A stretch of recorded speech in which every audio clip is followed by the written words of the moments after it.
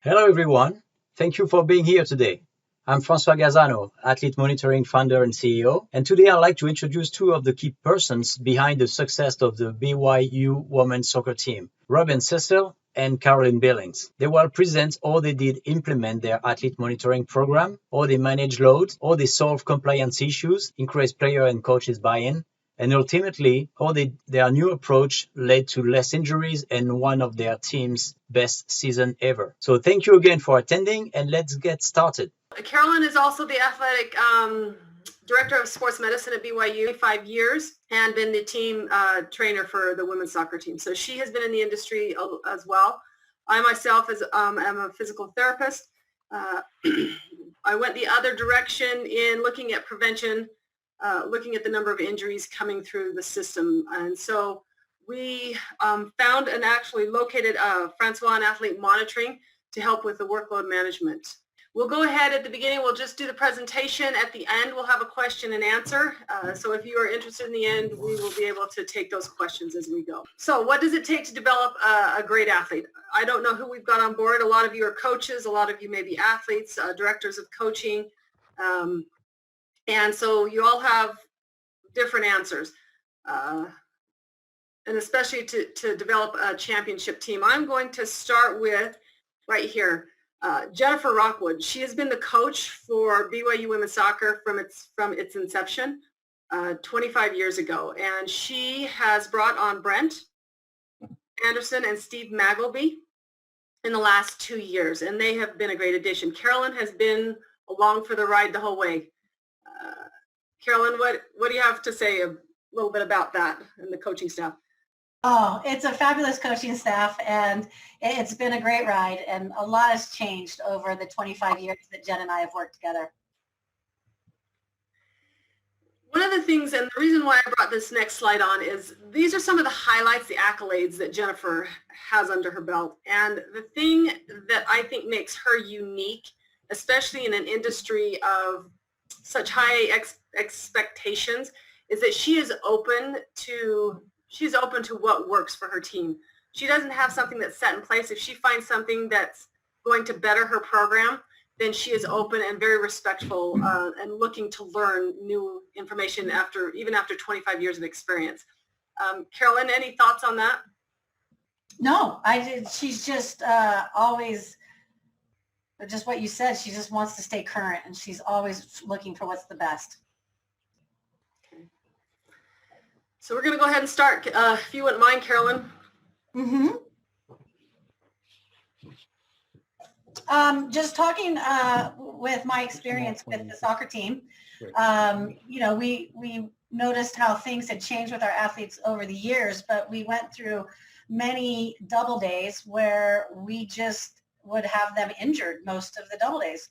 We just started to look at timing of when we were doing fitness tests and timing of how we were measuring things, and just realizing that the load of double days, especially in soccer, was really difficult to manage. And so we started to look for more analytic ways of looking at their training, and we started to use the heart rate monitors and to control the load that was placed on them.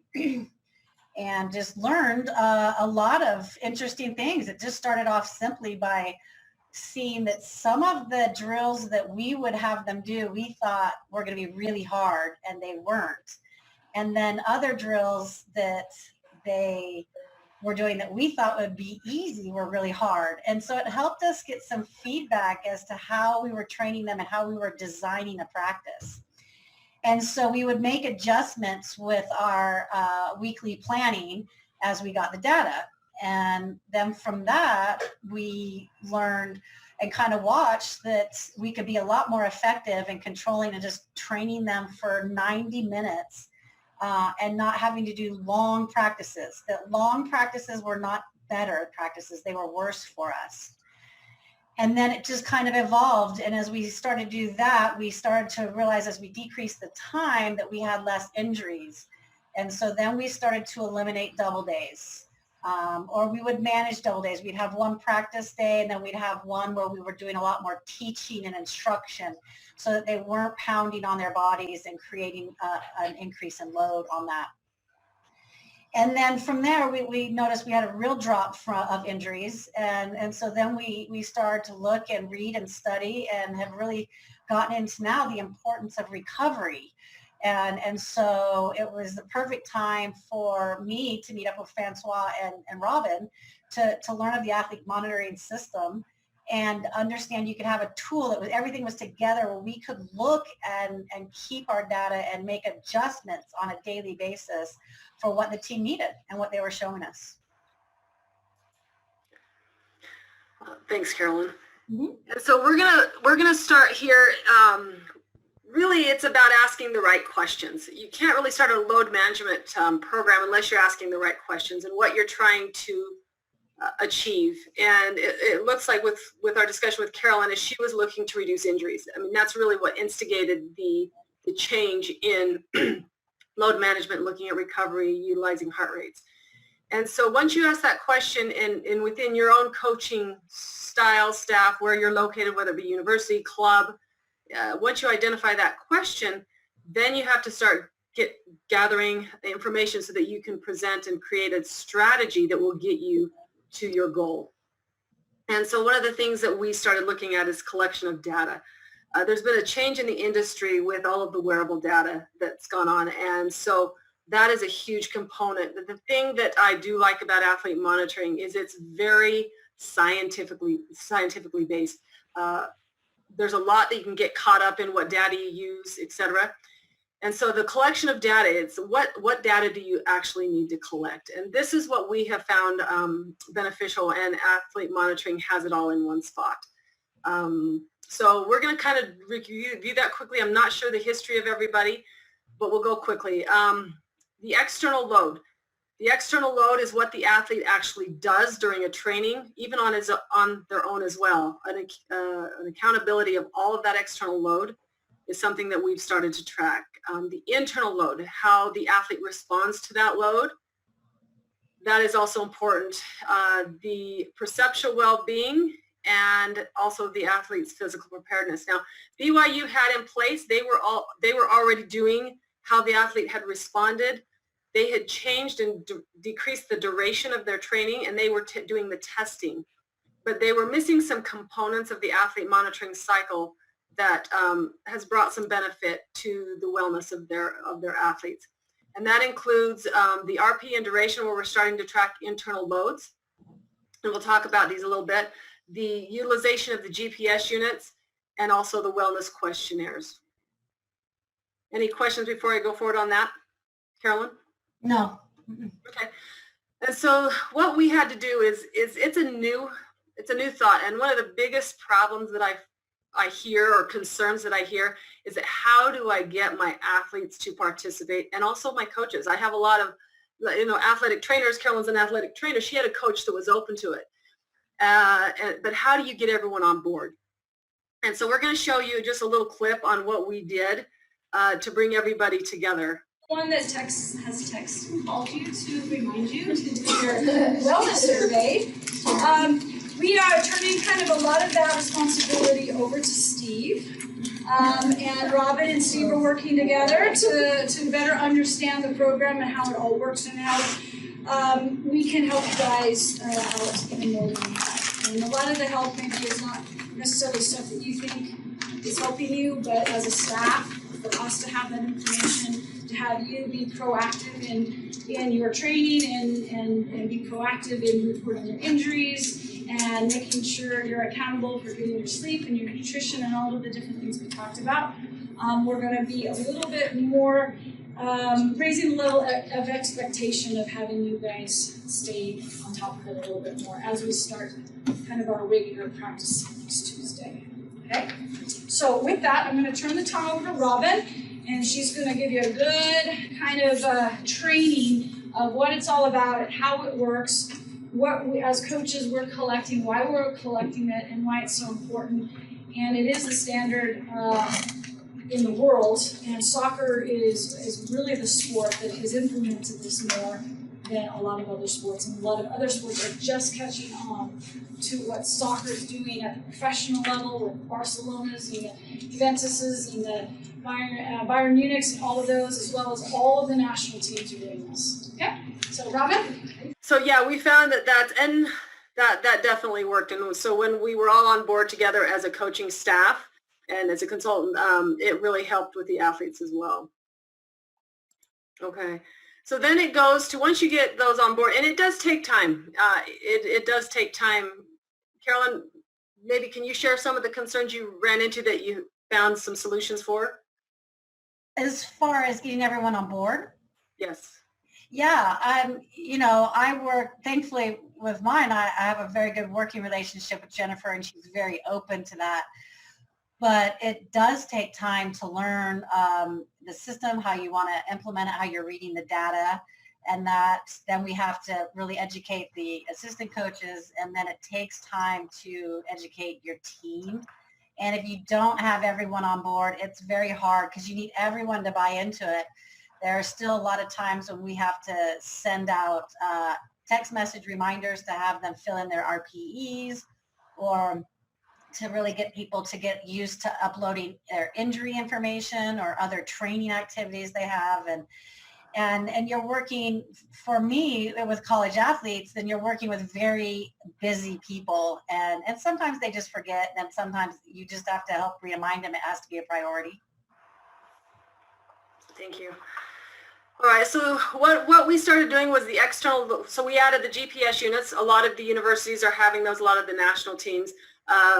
You also have, we may have people on here, or coaches on here, who are working with youth or club levels or high school and may not have the financial backing to do something of this scale. But remember, with athlete monitoring, it is scalable, and we use the external load and the amount of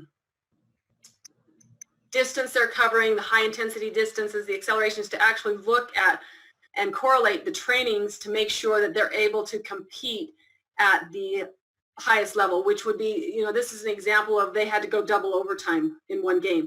Were the athletes able to get there and participate? And they did really well. But we can use that data to help with our trainings. But if you don't have the ability to do that, you can also deal with our internal load. And actually, internal load, and I don't know if I need to explain more, the internal load, it also has a much greater sensitivity to detect injury risk than the external load. So this is very valuable as well, and you can gain a lot of data from that. And a total load, where you want to be off season, is about 3,500, and also in season about 2,500. This is also something that they were utilizing and gaining through the heart rate monitors. Is that not correct, Carolyn? What was that? With the heart rate? Were you able to determine load, that internal load, through the heart rate monitor? We ran ours originally when Jennifer and I started to look at how we could use data to interpret their workouts. We would just use the heart rate, and then we could put it in and calculate their internal load. Okay. And so this is another tool that's very easy to use, and it's within athlete monitoring. It's the rate of perceived exertion, and it's a simple questionnaire that we ask them to do.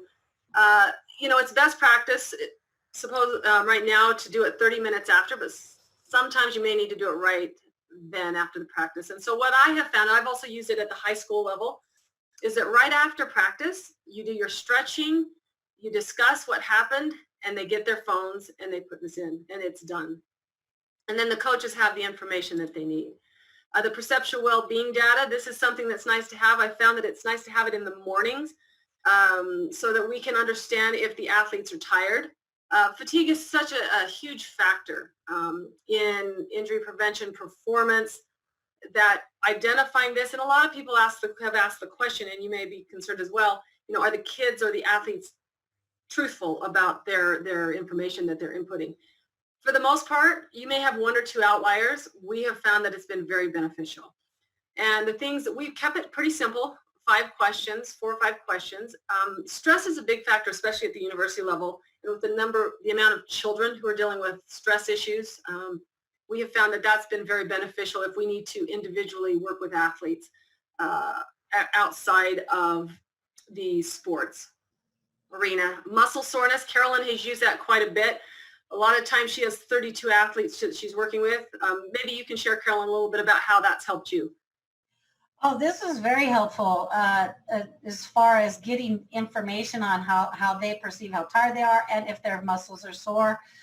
One way that we really implemented a change was we learned that often we needed 2 days really of recovery after a game, especially if we went double overtime and it was a very physical, well-fought game. And so we wouldn't necessarily not do anything, but we would really decrease the load on them in the next 2 practices, keep them moving a little bit to help with their muscle soreness. And we learned that just even adapting to muscle soreness really impacted their mood, it impacted their enthusiasm and their motivation. And so if we could be more sensitive to that, it helped us get a better outcome from the overall athlete. Thank you. So that's something that was implemented. And again, a lot of times the athletes forget. We do have an alert system within athlete monitoring, we have found, but we have found also that if we have the athletes just put an alert on their phone at the same time every day, they have their phones with them all the time, just set that alert on and they know that it needs to be done. But the thing that's really important is the coaching staff has to be asking it as well. You know, if we come in on the back end and we don't have any coaches that are expecting it on the front end, then it's going to be difficult to put that into place. All right, so the next thing, once you gather the data, it really is about interpreting the data. What do you do with the data? And that was one that we had to work through in the understanding of the system. And you really have to find out, again, what your strategy is, what you're trying to find, what you're trying to achieve. And so a lot of times, you know, coaches we want our athletes and our teams to peak critical times, NCAA finals. That was important for BYU to peak at that time. We also are looking at keeping our athletes healthy, and that's important as well. And so whether it be at the club level or the university level, wherever you may coach, you have to set that, you know, because I know the club level, there is no season. It's pretty much year round. And so you really have to take into account all of that information and interpret the data according to your needs. And the thing that we found with that is initially I had to send the information to the coaches. They had a new system as well with some other stats. And so a lot of times the health and wellness lies on the athletic trainer, Carolyn. And so we had to feed them some of this information so that they knew what they were looking for. And so there are graphs all in athlete monitoring, and we could look at the well-being data in combination, and it's pretty simple. The thing that I like about this is it's green, yellow, and red. So once they fill out their information, if they're healthy and ready to go, their perceived wellness score is green, then you really don't need to modify any of your trainings that you have, your strategies. If it's yellow, you may want to consider managing or monitoring what's going on with that athlete, whether it be their loads or their lifestyle. And in the red, you really need to do something about that and sit down and have a conversation with the athlete and see what's going on. Any thoughts on that, Carolyn? No, I would just totally agree with that. So that was the perceived exertion. Then we go into the internal and external load data. Again, if you aren't able to track the external load, then you can use this internal load. The thing that I liked about this is that you can go, and this is what we go back to what Carolyn said at the beginning. When they were first training, we, as much as we think we know as coaches, we may not really see what's going on in the training loads of some of these athletes. And so this is where the data really helps. And so understanding what loads are being placed, how the rate of perceived exertion for a certain training protocol or certain training days, seeing how athletes are responding and how hard they feel like they're working will give us some information on recovery, on what athletes are needing, especially at the game level, especially when we look back at the GPS unit. I'm going to kind of go back here real quick. When we looked at the GPS units here, if you look at this, our right back out here, they had a double overtime. She ran almost 9 miles. And with the number of sprints, she had 162 sprints. Our left back had 176 sprints. So when we talk about fatigue of each individual athlete, we get that perceived exertion. I'm sorry, not rate of perceived exertion. We also get their perceptual well-being. That combination really helps. I'm going to pull. Do we have something on the back end here? All right, I think we quieted it all down. Anyway, so that really helps to gather that data and keep the athletes healthy. And if they need, like Carolyn was saying, they need more recovery time, then we can apply that. All right. This is another thing. The one thing we have to realize is that there's a lot of variables out there. There's a lot of factors. There's a lot of wearable devices. There's a lot of information, period. And sometimes it can be information overload. And the thing that we have to realize also is that there's not one factor that will dictate or determine performance or injury risk. And so what we found that helped us the most was understanding and tracking the loads and then their wellness scores and seeing where the athletes fit into that. And so that's something that, again, it's green, red, and yellow. Yellow is a concern. So if we're looking at a yellow score here, then it's something that we need to maybe contact the athlete or monitor, manage their loads. And so what that does in the actionable steps is this. It's pretty simple. How do we monitor loads? We gather the data, then we see what's going on with it, and then we can determine how we're going to train the athletes that day.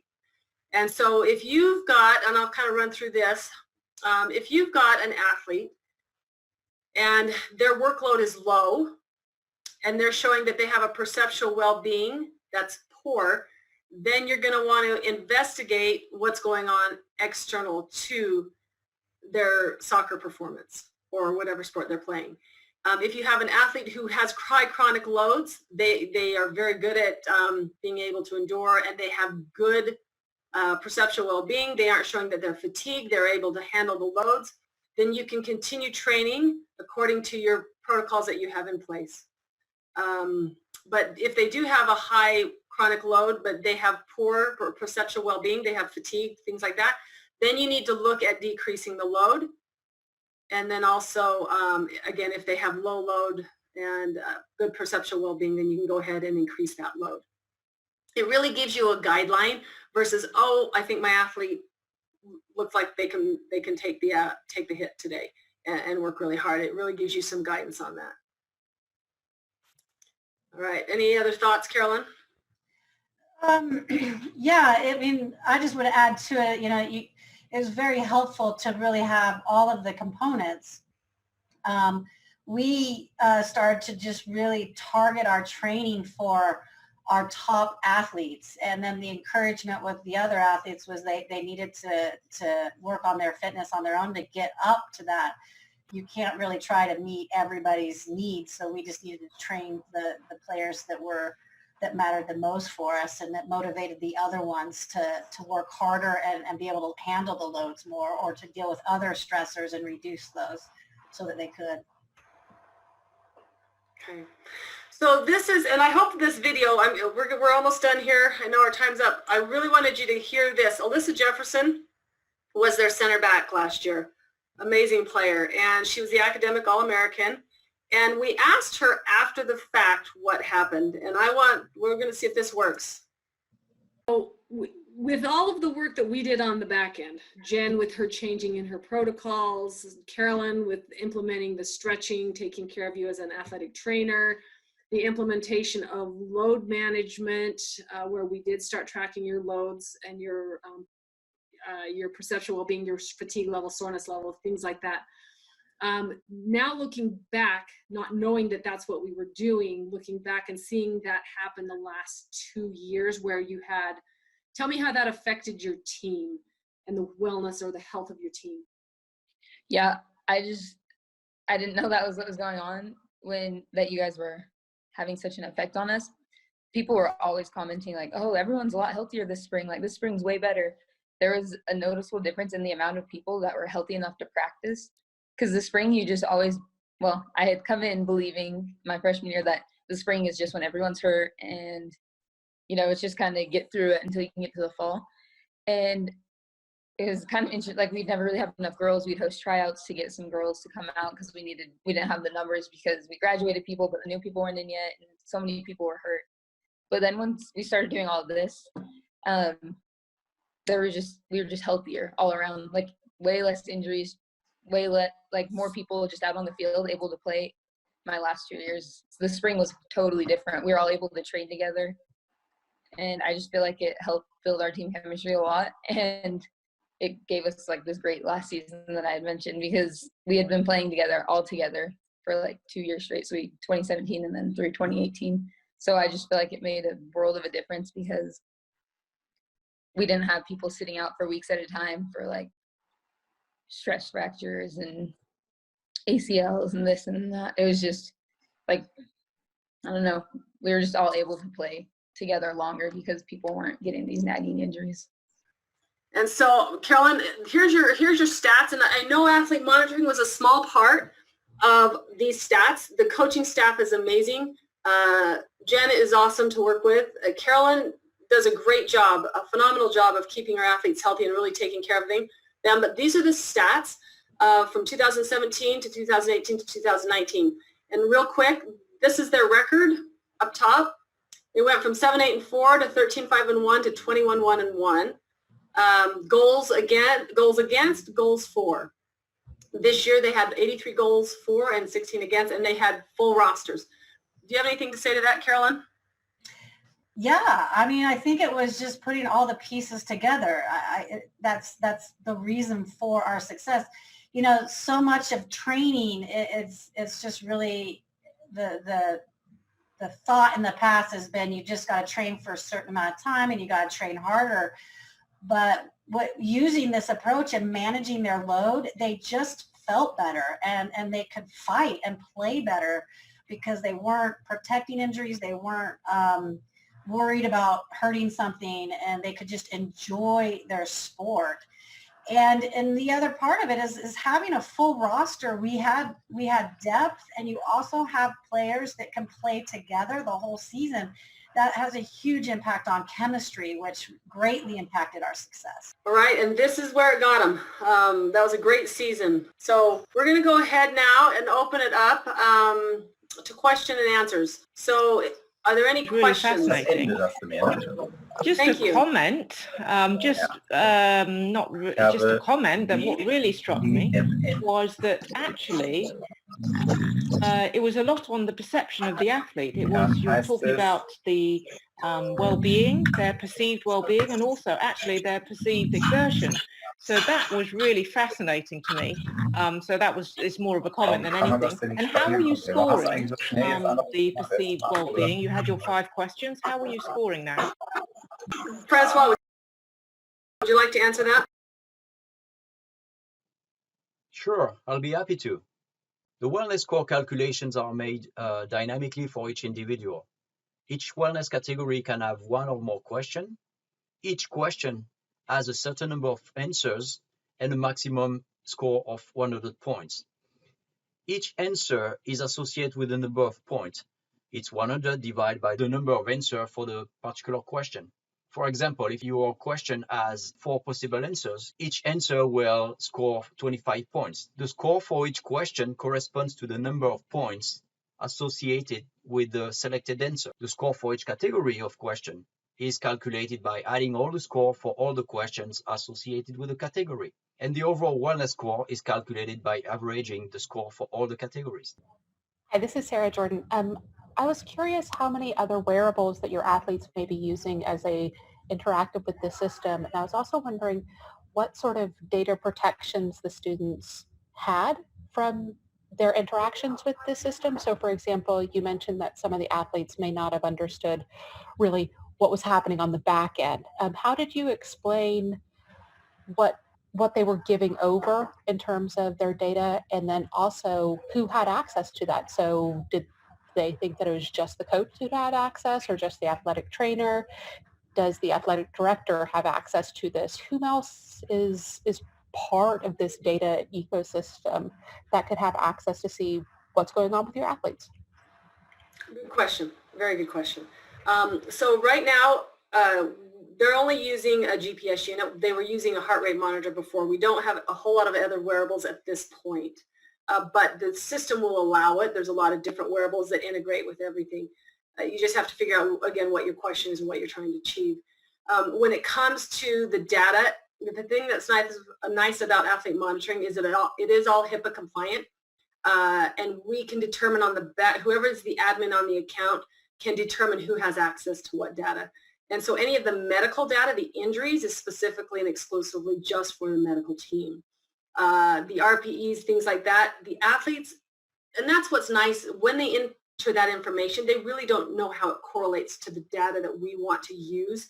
So they give us the answers, and then we can correlate that on the back end. And so coaches can have access to it, as well as the administration, if that's what you choose. But you have to put them into there and give them a passcode for that. Did that answer your question? Yeah, it does. Did any of your students object to it or have any questions about it? They did at the beginning because we did it the wrong way first. We just implemented it without having an onboarding meeting. Once we had the onboarding meeting where we got them in, explained what we were doing, then they were more on board. When we tried to come in on the back end and just kind of throw it in, it didn't work. So you have to set it up on the front end. But as a protest, I got one protest that says, why am I doing this? So we had to educate them. And we did it right the second time around. And have you found any problems with that, Carolyn? No. And I would add too, I mean, the athletes can't see each other's data either. So it's pretty secure on that and controlled with it. But none of them objected to the data, but they like to know what they're doing and what we're doing with the data. So you have to really educate them and help them understand what you're doing. Any other questions? Thank you. Yeah, you're welcome. Thank you for your question and participating. Okay, I think we're good. We'll go ahead on our right here. If you do have any questions and would like to email us individually, we'll go ahead and put that up there on the screen. Carolyn's email's up top, Francois and myself. And we appreciate you participating today, and have a great day. Thank you. All right. Thank you very much. And this is Jillian, sorry. I'm in Jamaica. So it's nice and hot here. Sorry, Nikki. Sorry, London, yeah. Yeah. We're coming down to Jamaica. Yeah, come on, all of us. Come down anytime. I was actually curious about the menstrual cycles as well, because I work with, I'm a sports medicine physician, and I work with the national teams for football, soccer, football, as well as, some other sports. And a lot of the female athletes that we work with, especially like our senior teams and stuff, we've found, that the menstrual cycles play quite a heavy, quite a heavy part in that whole perceived well-being data, etc. So I was kind of just wondering how you guys found that it fit in with you, if you tracked any of that type of stuff and how you tracked it, and what you found. I was just kind of curious, but I'll email you. You know what? That's a great question, and Francois is in the process of developing a whole component just for that. So you are right on board, and he's right there ready to support that. Yeah, we are, aren't we, Francois? This is Nikki.